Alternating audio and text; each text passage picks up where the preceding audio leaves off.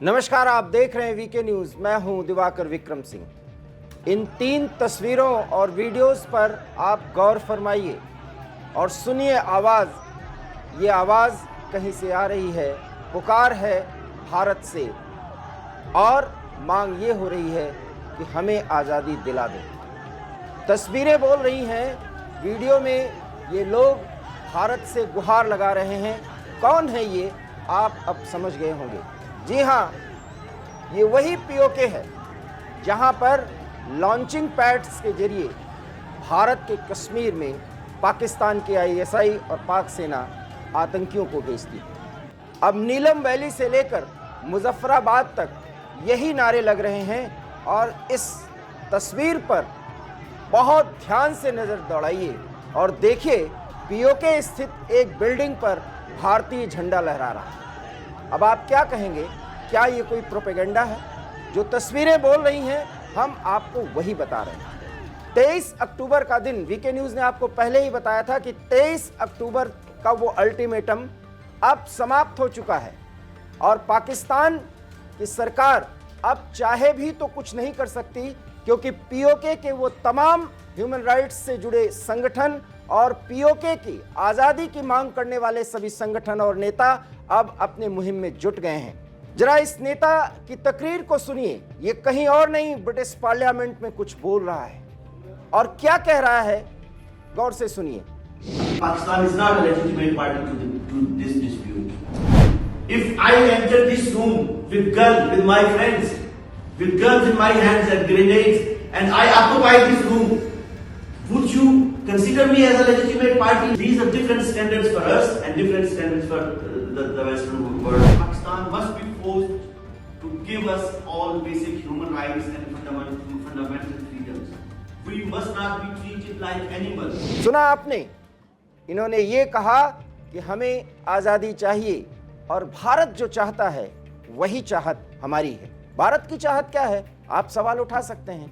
भारत कहता है कश्मीर पूरा हमारा है, क्योंकि ऐतिहासिक समझौते के जरिए कश्मीर को भारत में अन्य राज्यों की तरह विलय किया गया था। लेकिन 1947 ठीक आज़ादी के 3 महीने बाद पाकिस्तान के वो कबायली जो पूरी तरीके से भूखे नंगे स्थिति में थे, उनको वहां की सेना ने इस्तेमाल किया और कश्मीर पर धर्म के नाम पर कब्जा करने का उनको एक टास्क दिया।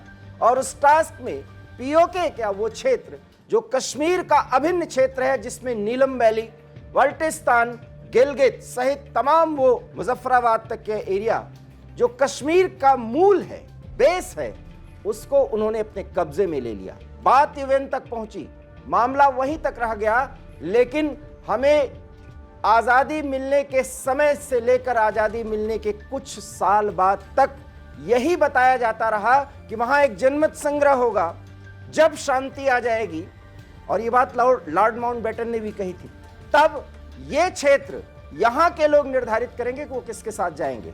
और अब वो समय आ गया है 75 साल बाद। यहाँ के लोग ये चाहते हैं कि हमें आज़ादी मिले, हमें भारत के साथ जाना है, क्योंकि ग्रेटर जम्मू कश्मीर के पार्ट हैं हम भारत माता के साथ जाना चाहते हैं। फिर आवाज़ सुनिए, हमें आज़ादी दे दो, हमें आज़ादी दे दो। और भारत का झंडा भी पीओके के क्षेत्र में लहराता हुआ आप देख सकते हैं।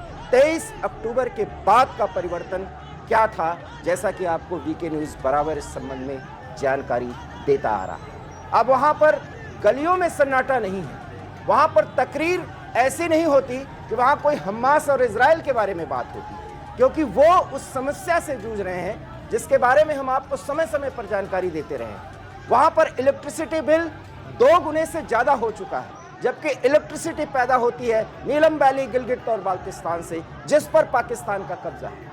पाकिस्तान के अन्य क्षेत्रों से बिजली यहाँ पहुँचाई जाती है और बिजली का 2 गुना दाम जो पाकिस्तान में इस समय बढ़ा हुआ है, उसका सारा बोझ पीओके अर्थात पाक ऑक्युपाइड कश्मीर के इन लोगों को झेलना पड़ता है।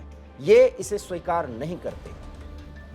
दाल, चावल, आटा, नमक से लेकर घी और जितने भी मांसाहारी वस्तुएं हैं, उनकी कीमत आसमान छू रही है।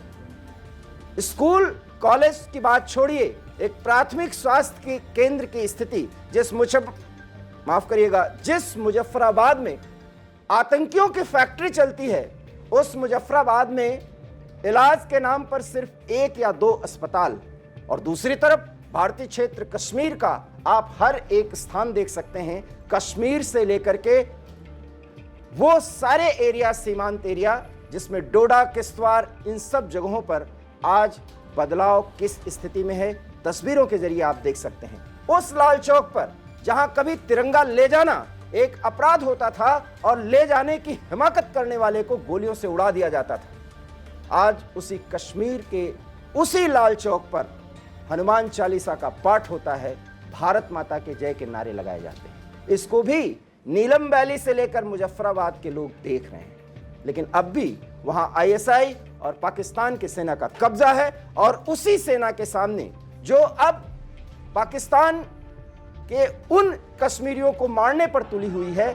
उसी के सामने भारत का झंडा लहरा रहा है, उसी के सामने हमें आज़ादी चाहिए इसका नारा लगाया जा रहा है। और ये सब देखने को मजबूर है पाकिस्तान की सेना। ये हम अपने से नहीं बता रहे, आप इन तस्वीरों और वीडियोस के जरिए देख सकते हैं। परिवर्तन हो चुका है। सवाल ये है कि फिर ये कैसे होगा। आपको याद होगा, भारत के रक्षा मंत्री से लेकर के भारत के रक्षा संस्थान से जुड़े और भारत के पूर्व सेना अध्यक्ष और केंद्रीय मंत्री जनरल वीके सिंह ने भी कहा है, पाकिस्तान अपने आप पीओके को छोड़ देगा और पीओके के लोग अपने आप भारत के साथ जुड़ेंगे। थोड़ा इंतजार करना पड़ेगा। इंतजार किस बात का? इंतजार इस बात का है कि भारतीय सेना का एक बूंद खून गिराए बिना अब पीओके की भारत में शामिलात होने का बाकायदा एक रंगारंग समारोह होगा। वो समय अब आ चुका है। इसलिए ब्रिटिश पार्लियामेंट में बाकायदा पीओके का ये नेता तकरीर कर रहा है कि भारत जो चाहता है वो हम चाहते हैं और हमें हमारी आज़ादी चाहिए। पिछले 4 दशकों से कश्मीर को आज़ाद कराने की मुहिम छेड़ने वाला आईएसआई और पाकिस्तान की सरकार अब देख रही है कि जो कुछ भी कश्मीर में होता रहा अब वो पीओके में हो रहा है।